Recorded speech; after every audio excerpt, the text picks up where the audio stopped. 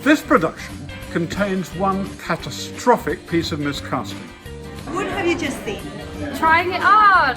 And how did it make you feel? I found it really emotional. It made me feel like there's a lot of stuff that needs sorting out, but it was really empowering, and it was about sort of passing forward onto the youth, and that made me feel galvanised that actually, look what David's done, maybe we can all kind of affect change. It's a really intriguing piece of theatre that absolutely keeps you gripped throughout, because the ideas are spinning in a really exciting way.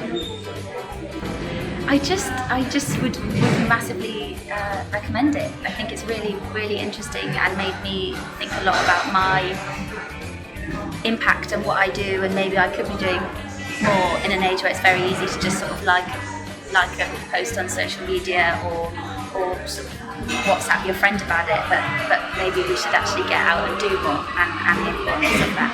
Great, thank you so much, thank you.